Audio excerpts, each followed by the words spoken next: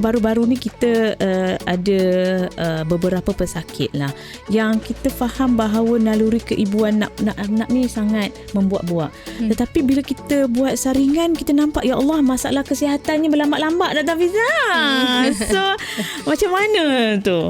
Ataupun semasa proses TTC, apa yang ibu-ibu saja ke Dr. Hafiza?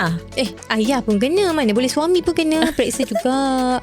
Tak bolehlah semua tunding jari kepada isteri saja. Sebab ini mengandung tu memang isteri lah kan. Tapi kesihatan tu sebenarnya dua-dua.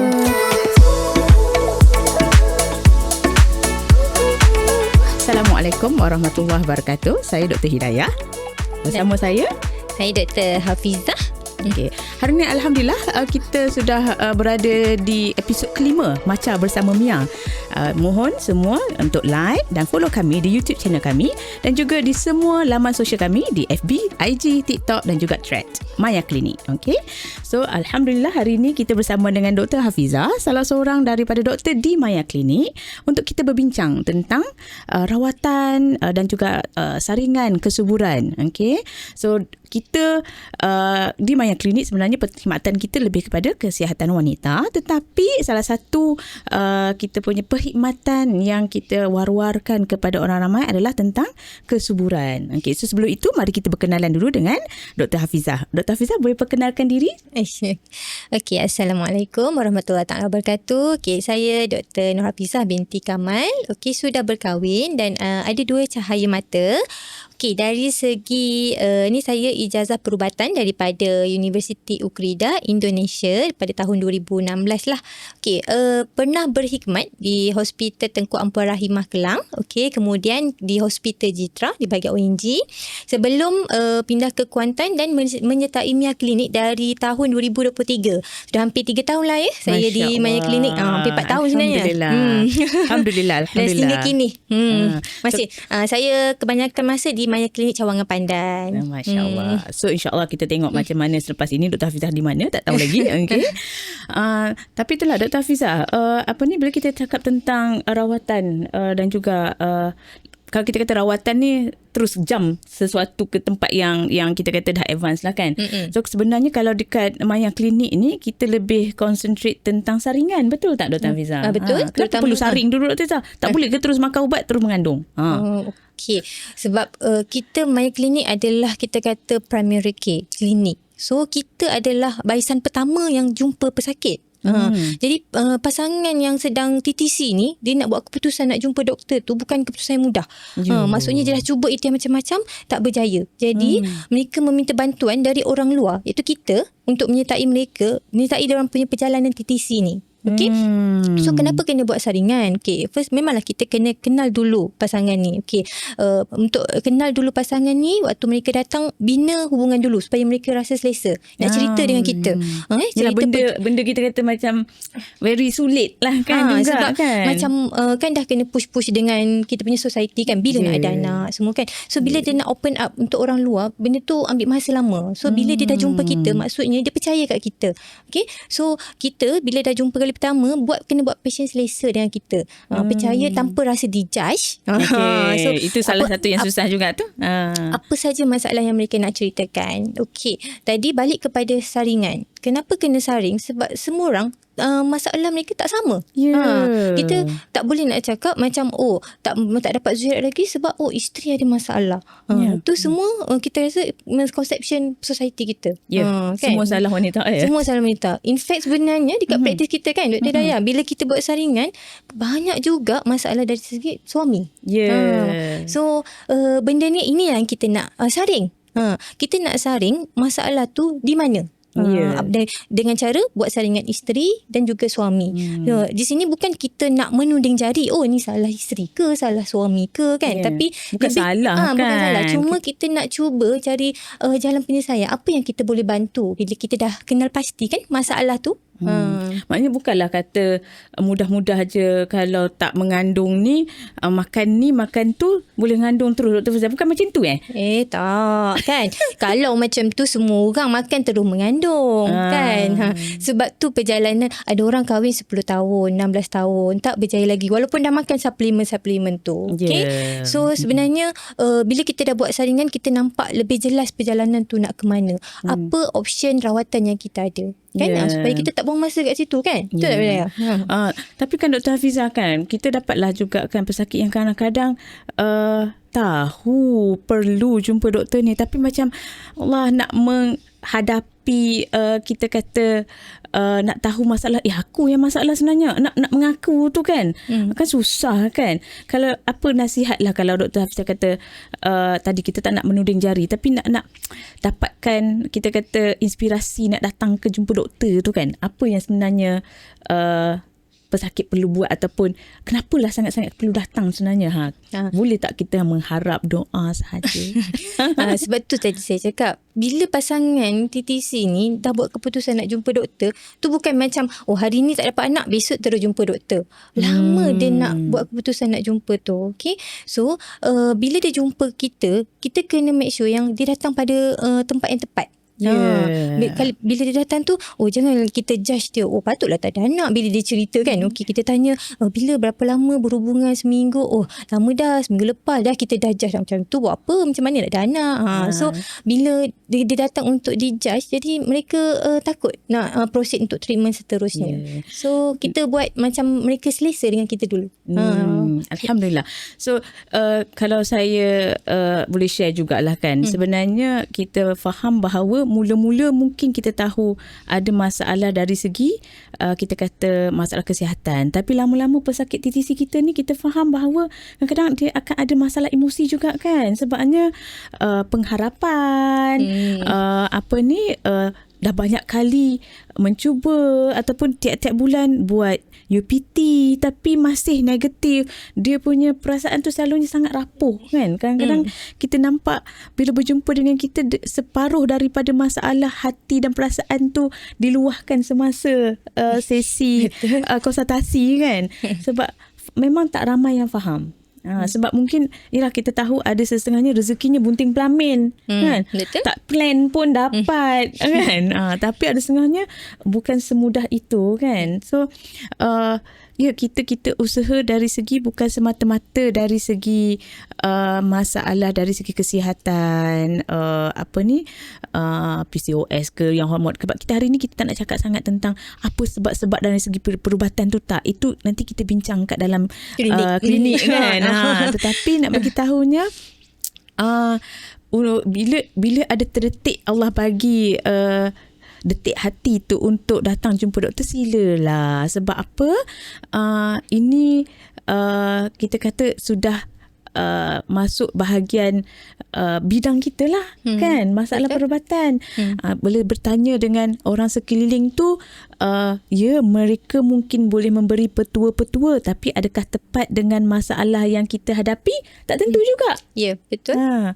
Kan, kalau macam lah Dr. Hafizah kan, selalu kalau pesakit datang kat klinik tu kan, masalah yang dia selalu share lah. Contoh salah satu pesakit yang datang dengan Dr. Hafizah datang share masalah, selalunya masalah apa? Okey, sebab macam Dr. Hidayah cakap tadi lah kan, sebab bila mereka terlalu berharap dan dah banyak kali kecewa, so mereka macam ada satu masa tu dah nak give up, penat, tak tahu dah nak buat apa. So pesakit-pesakit macam ni sebenarnya lost. So bila dia datang, jadi bila doktor kata sebenarnya kita ada pilihan lain, kita boleh buat prosedur tertentu yang boleh bantu naikkan dia. Contoh, kebanyakannya pesakit kita, saya setuju, pesakit PCOS kan. So bila datang, bila scan je, memang setiap bulan tidak ada ovulasi, setiap bulan tak ada telur yang besar. So bila doktor cakap sebenarnya ada ubat untuk bagi ovulasi untuk telur matang, barulah mereka ya ke? So selama ni rupanya. Selama ni dengan suplemen ni kata ni bagus ni untuk bagi ovulasi, untuk jadi subur semua kan. Tapi dia tak tahu sebenarnya dari segi perubatan sendiri ada kita pakai ubat-ubat moden yang bantu untuk bagi tangani masalah ovulasi tadi. Jadinya bila dia datang tu, bila kita cerita benda ni ada, dia seperti ada harapan baru. So semangat baru untuk untuk teruskanlah dia punya perjalanan TTC tu. Tapi Dr. Hafizah, perjalanan TTC ni adakah sebulan 2 je? Tak. Kali pertama datang, balah kita dah ceritakan apa yang perlu buat tu. Mungkin memang subsequent ni memang akan ada follow up lagi lah.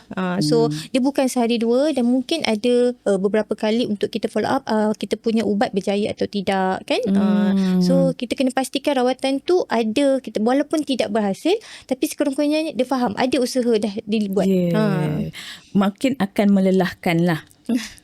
Perjalanan tak mudah. Tak mudah. Tapi sekurang-kurangnya kita dah usaha. Yang lain kita, syarat dia usaha dengan cara yang betul lah kan. Dia tak boleh usaha usaha tapi sebenarnya caranya salah. Kan. Okay. Kalau yelah, bila kita kata sekarang dalam zaman social media, kita pun sekarang ni dah buat podcast ni dalam social media lah kan. Harap sampailah ke pasien TTC kita kan. Ramai kita tahu di luar sana yang share petua-petua yang kadang-kadang kita doktor pun pening. Ada tak Dr. Hafizah ada kita kata encounter apa mitos-mitos yang selalu kita jumpa apabila bersama dengan pesakit TTC kita? Banyak. Kadang macam lucu pun ada rasa kan. Memang kita faham tu betul-betul orang lama kan. Betul orang lama yang nak bantu sebab dulu kan tak ada teknologi sekarang. So dia bagi tips-tips lama ni.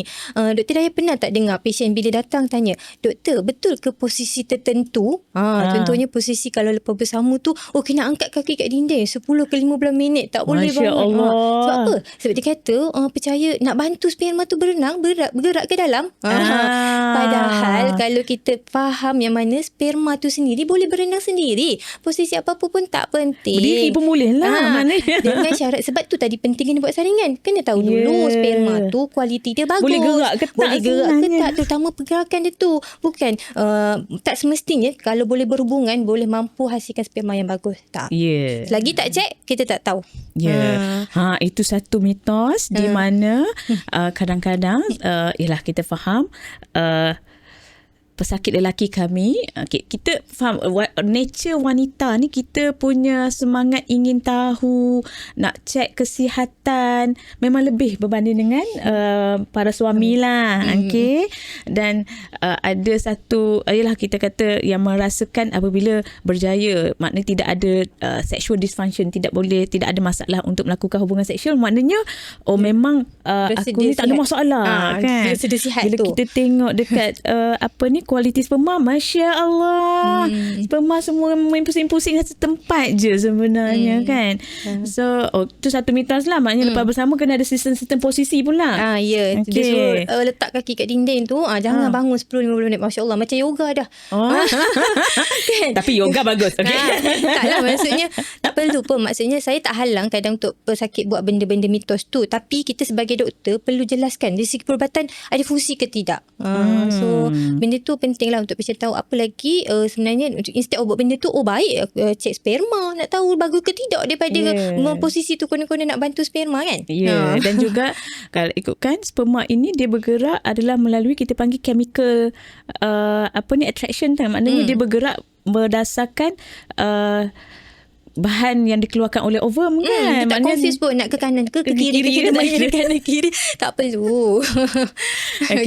Itu satu mitos tapi kalau kita tengok banyak lagi yang yalah, even kadang-kadang saya sukar juga kita nak cakap kadang-kadang perkara-perkara ini di share oleh doktor-doktor juga. Sensitif tetapi benar. Tapi itulah kena saring juga siapa yang bercakap kan. Kadang-kadang kita tak pasti kenapa mereka share perkara-perkara yang sebenarnya dari segi sains ini pun kita rasakan ia tidak agak tidak logik. Bila kita berkata tentang sains lah.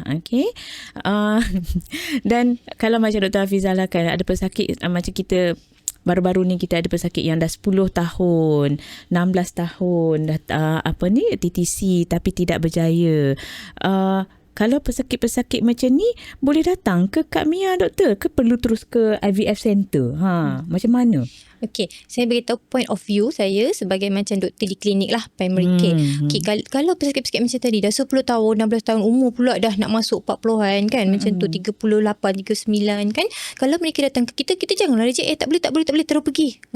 Sebenarnya kita jumpa dulu, kita dengar dulu permasalahan mereka, kenapa baru sekarang nak jumpa kan. Okey, banyak juga yang ada kekangan, mungkin sebelum ni jaga parents, mak ayah yang sakit kan, baru ada kesempatan, ataupun ada juga dari kesempatan kewangan kan. Okay, bila kita dapat juga ada satu kes di mana menjaga mungkin anak pertama tu dah 18 tahun tapi ada macam contohnya autism, ada Down syndrome kan. Sebab tu mungkin ada alasan tertentu kenapa mereka baru nak dapatkan rawatan. Jadi bila kali pertama mereka dah datang kat kita tu, jangan terus tolak. Kita dengar dulu dan kita offer pilihan yang ada. Tapi kena tahu limitasi kita di primary care. Maksudnya di klinik tu apa? Maksudnya kalau kita tahu probability tu agak rendah, potential untuk mengandung kat kita rendah, boleh untuk kita buat rawatan saringan tertentu. Lepas tu bantu mereka untuk hala tuju ke mana mereka pergi. Jangan biar mereka terkapai. Dan datang kat kita, kita tahu kita tak boleh buat apa-apa. So biar je patient macam tu. So patient kesian. Kita tak tahu nak boleh buat apa lagi sebenarnya. Lepas tu nak ke mana pula tu? Lagi-lagi kita di Pahang ni ada limitasi sikit. Di Pantai Timur. Di Pantai Timur. Pakar perubatan kesuburan pun ada apa-apa seorang, dua, tiga macam tu je kan. So fungsi kami di klinik, terutama di Maya Klinik adalah mungkin sebagai connection je kan. Tetapi untuk memudahkan pesakit lah kan. Sebab kalau tak, mereka pun tak tahu ke mana. So kalau datang ke Maya Klinik, kalau macam memang kita tahu pesakit ni kita tak boleh simpan di Maya Klinik, yang mana mungkin rawatan tu tak boleh further. So kita akan discuss untuk advance yang mana kalau patient bersetuju, kita hantar pergi ke hospital yang lebih chances atau peluang yang lebih tinggi lah. So dia tahu at least masih ada peluang. Kan? Tu Dr. Hafizah kan, kita pun tahu sebagai seorang doktor limitasi tadi kan, untuk kita accept bahawa setiap manusia itu ada limitasi masing-masing. Kami sebagai doktor ada limitasi. Kita tahu pesakit kita pun ada limitasi mereka kan. Kalau kita katakan kita cuba bantu, tetapi kena faham juga ada satu bahagian yang di mana memang rezeki masing-masing Allah je yang tentukan. Kita dah buat sehabis mungkin, tetapi mungkin tidak ada rezeki kan. So macam mana Dr. Hafizah? Adakah benda tu semua orang berlaku, ataupun macam kita kata Allah redha je lah, tak payah check dah lah, ataupun tak ada usaha dah lah? Macam mana? Okey, tak dinafikan sebab memang dalam bidang perubatan sendirilah, maksudnya termasuk dalam kesuburan, kita bergantung kepada fakta sains, fakta klinikal, statistik dan even pengalaman doktor tu sendiri kan. Memang bila kita tengok parameter tu perfect, nampak okey je ni, suami okey, isteri okey, so kita dah expect macam confirm berjaya, maksud potensi tu tinggi. Tapi potensi tinggi tu belum tentu pasti. Maksudnya kita tahu limitasi kita dekat sini. Sebagai manusia kita dah cuba usaha, tapi ada kuasa yang lebih tinggi lah untuk menentukan hasilnya. Tak dinafikan bila satu hasil tu tak seperti yang kita harapkan, pasti ada kekecewaan. So kita dekat sini doktor, sebagai doktor, macam mana kita nak bantu pesakit untuk atasi kekecewaan? Apakah berhenti di situ je? Tak. So, mungkin sebagai doktor sejujurnya kami pun sedih sebenarnya kalau rawatan yang kita buat. Kita pun doakan yang terbaik untuk para pesakit kita sebab kan. Bila rawatan tu tak berjaya, kita pun akan turut kecewa, tapi kita tak boleh kecewa kat situ, tak buat apa-apa. So kita boleh bincang balik apa solusi yang lebih baik kita boleh bantu pesakit, atau pesakit nak berehat dulu ke, atau meneruskan rawatan kemudian. So benda tu kita tak boleh paksa, tapi tak boleh berhenti dekat situ je. Itulah tugas kita. Kita revise balik ada masalah kat mana, yang mana kita boleh buat yang lebih baik kat situ. Mungkin kita rehat sebentar dalam 2-3 bulan macam tu Dr. Hafizah kan. Lepas tu kita mula balik. Boleh, tak ada masalah. Sebab yang penting kita tak nak patient terlalu stres dan lepas tu kecewa. Kekecewaan tu yang sangat menyakitkan pesakit saya. Tu Dr. Hafizah kan, kita bercakap tentang meneruskan perjuangan TTC. Kita bercakap tentang apa yang kita boleh bantu. Tapi kos ni macam mana Dr. Hafizah? Susah nak cakap kan. Kalau ikutkan satu perkara yang kita nampak lah, yang menentukan berapa lama ataupun di mana pesakit boleh mendapatkan rawatan adalah kos. So dalam fertility atau kesuburan ni macam mana Dr. Hafiza? Okey, sebab tu saya kata tadi, macam pesakit yang macam dah 10 tahun, dah 16 tahun, kenapa baru datang sekarang?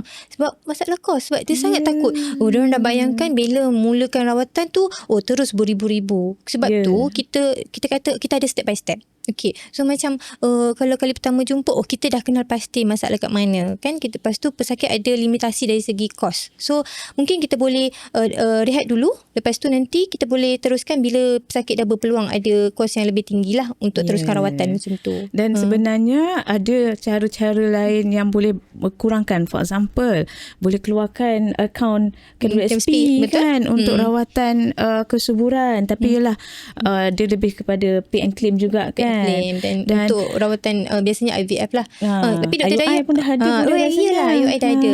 Tapi Dr. Dayat tahu juga kan, untuk rawatan kesuburan sebenarnya dah boleh claim tax, LHTN. Exemption. So maksudnya sekurang-kurangnya dapat mengurangkan beban lah untuk pasangan-pasangan ni. Ada juga Dr. Hafiza, kalau ikutkan bantuan, ada ke bantuan zakat ataupun macam yayasan yang kita boleh bantu? Okey, sebenarnya under LPPKN kadang ada satu program iBudi tu. Cumanya limitasinya di Pantai Timur, di Kuantan setakat ni masih belum ada lah. Biasanya kalau patient saya ni mungkin akan travel ke KL lah, LPPKN KL. Untuk IUI. So maknanya bukan kita kata tak ada ruang. Cuma mungkin para pesakit pun tidak aware ada bantuan-bantuan ini kan. Kalau di Pahang ni glamournya Yayasan Tunku Azizah lah kan. Disebabkan kita punya permaisuri memang untuk, ada yayasan yang bantu para pesakit untuk buat IVF ni kan. So insyaAllah perkara-perkara ini again kita katakan adalah melalui perbincangan di antara para pesakit dan juga doktor, di mana kami boleh bantu dekat mana bahagian yang kita boleh bantulah dari segi kos. Dan tak dinafikan perkara memang perlukan. Dan kalau macam kita kata IVF center di Pahang ini hanya setakat ini hanya satu di hospital UIA ataupun SASMEC kita panggil dan itu pun kita kena faham bahawa private wing juga kan Dr. Hafiza. So ada reproductive unit SASMEC. So memang still under private wing lah. Okay. Tapi adakah worth untuk kita kumpul duit, usaha untuk teruskan untuk TTC? Obviously is worth it lah. Kan? Maknanya kadang-kadang rezeki orang bila Allah nak tengok dia punya usaha je, sekali try Allah bagi kan. Betul. Anak kita faham bahawa semua orang nak anak lah kan. So itu adalah naluri.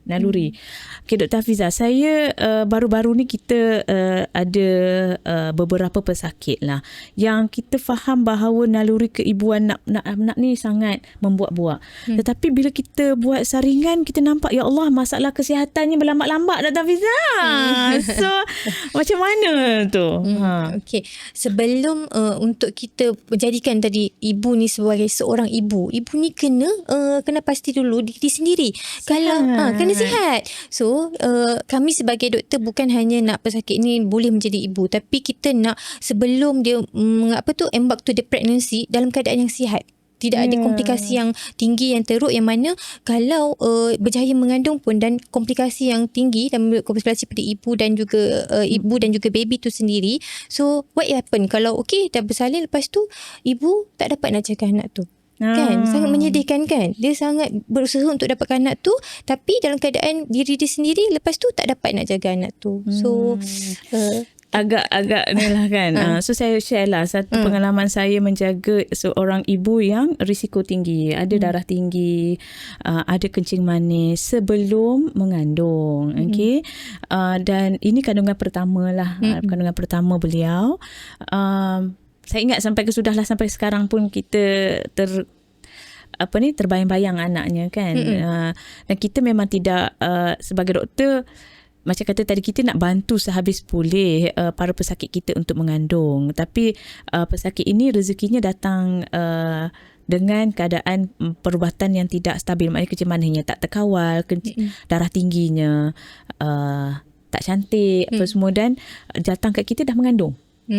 So maknanya kita dah tahu tidak ada banyak benda option yang kita boleh buat lah. Kan. Dan rezekinya ibu ini mendapat komplikasi sesudah melahirkan. Kita panggil myocardopathy lah, peringatan myocardopathy, di mana jantungnya berhenti selepas kelahiran. Dan alhamdulillah bayi sihat, berjaya dilahirkan cukup bulan. Alhamdulillah.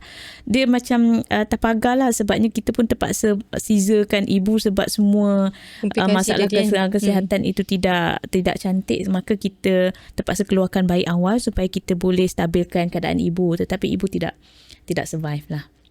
Sangat menyedihkan kalau macam tu. Kalau kita kata tadi kita nak optimize kesihatan ibu-ibu sebelum ataupun semasa proses TTC, apa yang ibu-ibu saja ke Dr. Fiza? Ayah pun kena, mana boleh suami pun kena periksa juga. Tak bolehlah semua tunding jari kepada isteri saja. Sebab ini mengandung tu memang isteri lah kan. Tapi kesihatan tu sebenarnya dua-dua. Apa yang perlu dibuat sebenarnya kalau kita kata nak optimize kesihatan sebelum TTC? So masa TTC jugalah. Maksudnya even pesakit-pesakit kita dekat MIA kan, kalau datang tu kita bukan hanya tengok data-data dia tentang untuk dia punya hormon ke apa, kita akan tengok secara keseluruhan. Kalau patient datang dengan berat badan yang berlebihan, kita kena go through benda tu juga. Dah pernah buat saringan kesihatan tak sebelum ni? Sebab selalu kebanyakan patient bila kita tanya ada penyakit apa-apa tak? Tak ada. Sebab tak ada simptom. Simptom dan tak pernah periksa, Dr. Daya. Mana nak tahu ada? Kan dia rasa sihat kan, sebab tak ada simptom, tak ada gejala. Normal lah tu. Biasalah tu, kita doktor pun lebih kurang juga. Itulah. So bila kita dah nampak secara keseluruhan macam tu, risiko-risiko yang ada, kita suggest so apa kata kita buat saringan kesihatan ni dulu. Ambil ujian darah ni, tengok fungsi buah pinggang, kolesterol kan, kencing manis, terutama kalau keturunan keluarga yang kita kata agak kuat untuk kencing manis, even penyakit jantung kan. So benda-benda macam tu memang penting juga sebelum kita nak startkan rawatan kesuburan kita. Dan in fact masalah-masalah kesihatan ni sebenarnya secara tidak langsung menyumbang kepada masalah sexual dysfunction tadi. So sexual dysfunction ataupun kadang-kadang untuk lelaki keupayaan untuk melakukan hubungan seksual, maknanya untuk erection, menegak, semua ada masalah erectile dysfunction ini. Tapi itulah kadang-kadang saya ambil ruang dan peluang jugalah keupayaan untuk melakukan hubungan seksual ni bukan hanya untuk mengandung itu adalah keharmonian rumah tangga kan. Maka kesihatan itu yang lebih penting. Kalau tanya saya lah sebagai seorang doktor, saya akan utamakan kesihatan dulu bakal ibu dan ayah ini sebelum kita embark on fertility punya treatment. Sebab dia macam Dr. Hafizah kata tadi, kita sebagai doktor kita ada fakta yang kita perlu lihat, di mana kalau terutamanya macam contoh obesity ataupun kencing manis, dia secara tidak langsung memang akan menyebabkan kualiti sperma dan kualiti ovum ini merudum. Sebab apa? Genetik composition itu selalunya tidak optimum. Ataupun masalah yang kencing manis tidak terkawal, kalau pun mengandung boleh buat kecacatan juga kepada baby. Itu kena tahu. So sebab tu sangat penting untuk optimizekan dulu kesihatan tu sebelum even untuk mengandung tu. So jaga kesihatan dulu sebelum kita bercakap tentang rawatan kesuburan. Saringan tu memang sebenarnya saringan kesihatan tu sebahagian daripada saringan kesuburan jugalah kan. Berjalan seiring. Maksudnya part of kita punya saringan jugalah kesihatan tu. So Dr. Hafizah, kalau lah para pesakit kita kan datang Dr. Hafizah, saya rasa macam kita cakap tadi pasal kesuburan. Dr. Hafizah, saya dah buat semua benda. Saya rasa saya nak ambil anak angkat lah. Macam mana? Okey tak? Kalau macam pesakit sendiri dah kata dia dah reda lah, dah cuba sebaik mungkin semua prosedur dari segi perubatan, dari segi jaga kesihatan, semua dah cuba buat, nak dikatakan ditakdirkan tidak ada rezeki untuk zurat sendiri. Kalau pendapat saya untuk ambil anak angkat, tak ada masalah. Maksudnya menjadi seorang ibu dan ayah tu bukan hanya melahirkan tu saja. Macam mana kita membesarkan anak tu, memberikan kasih sayang kepada anak tersebut. So itu juga part of parenthood kan.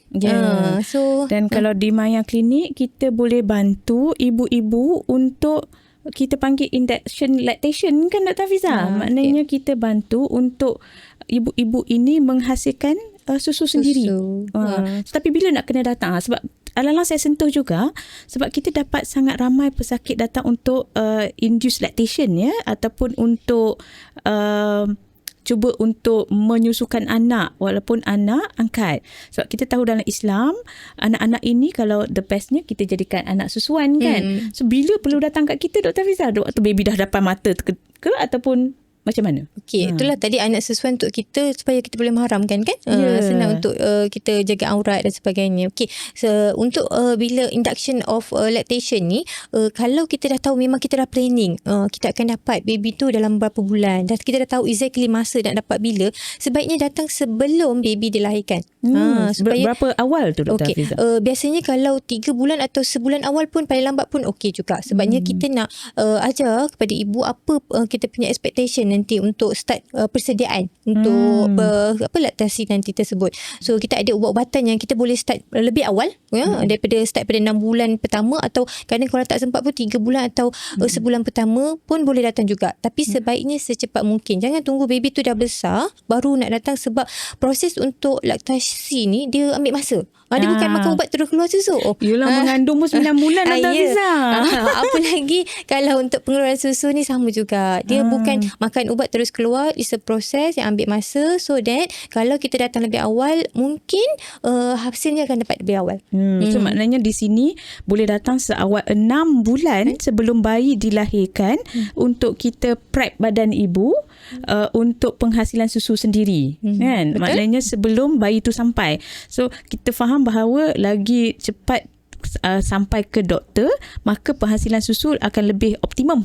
Okey, berbanding dengan contoh bayi dah depan mata. Dia kalau itu susah sikit lah. Sebab baru kita nak start kita punya ubat kan, baby dah lapar nak susu. So bila kita dah start introduce susu formula, bukan tak boleh tapi agak lambat lah kan.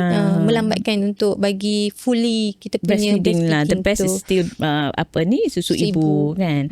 Okay, so TTC ya kita panggil semua pejuang garis dua. Pejuang garis dua. Okey. Di sinilah fungsi kami sebagai doktor di primary care ataupun di klinik banyak sebenarnya, bukan semata-mata dari segi kesihatan, optimiskan kesihatan, kita beri support dari segi emosinya, nasihat-nasihat yang berlandaskan sains dan juga sampai satu tahap di mana kalau selepas perjuangan ini berlaku, kita harapkan sekiranya Allah berikan rezeki untuk dapat anak, harapnya semuanya sihat, ibu dan anak sihat, ayah sihat, sebab nak pastikan jaga orang baru ni. Okey, so semuanya sihat kan. Kita tidak ada mengharapkan hanya sebahagian, sebab nak buat anak pun berdua, nak jaga anak pun berdua, maka kena semuanya sihat. So akhir sekali, ada apa-apa selalunya orang akan tanya, Dr. Hafizah, tips apa? Ada tips-tips nak share ke untuk TTC? Tips tu saya rasa tak adalah, tapi nasihat lah. So nasihat even macam untuk reminder lah untuk diri saya sendiri dan even doktor-doktor yang kat luar juga yang handle yang pesakit-pesakit yang TTC ni, mereka datang ke kita dengan penuh harapan. Okay, so jangan bagi harapan palsu, tapi jangan juga musnahkan harapan mereka. Maksudnya kita tahu limitasi kita, tapi kita dah boleh buat sebaik mungkin kita di level kita. Kalau tak mampu, bantu untuk kita bantu pesakit untuk dapatkan rawatan yang lebih kita kata potensial lebih tinggi lah. Jangan biar dia simpan lama-lama, lepas tu tahu tak ada hasil. So patient dah buang masa lama dengan kita. Dan untuk pesakit-pesakit even TTC sini, terutama yang dengan kita lah di Maya Klinik, so yang pertama kita sangat ucapkan terima kasih ke atas kepercayaan anda untuk kita kan, untuk bantu dan kita sertai dalam perjalanan TTC semua. So jangan putus asa, kalau penat rehat. Rehat, tapi lepas tu teruskan berusaha dan berdoa. So kita panggil pejuang garis 2 ini, kita kena as a marathon runner. Slow and steady for quite some time. Bukan sprint bukan Dia laju. tak boleh sprint sebab nanti sprint berhenti cepat kan. So marathon runner. So yes, it's gonna be kita faham perjalanan itu melelahkan dari segi emosinya tadi, melelahkan dari segi fizikalnya. Ubat-ubatan ini memang kita faham banyak side effectnya kan. Dia habis juga kosnya lagi, masanya lagi. Tapi tu kata-kata semua ini adalah sebahagian daripada usaha yang is worth it apabila kita berjaya mendapat cahaya mata tadi. Tapi sekiranya tidak berjaya, adakah usaha ini sia-sia? Tidak. Kadang-kadang mungkin ganjarannya Allah nak tengok selama mana, setahan mana kita, dan mungkin dalam masa kita tak semena-mena Allah bagi rezekinya kemudian. Ramai para pesakit kita yang kita dah berhenti ataupun kita kata actively bantu dari rawatan, tiba-tiba automatik pula dah. Maksudnya datang tiba-tiba nak confirm kehamilan kan. So mungkin usaha itu je. Usaha dan mungkin Allah nak bagi at the right time. Yes. Mungkin waktu tu betul-betul kita bersedia untuk ada anak. Okay.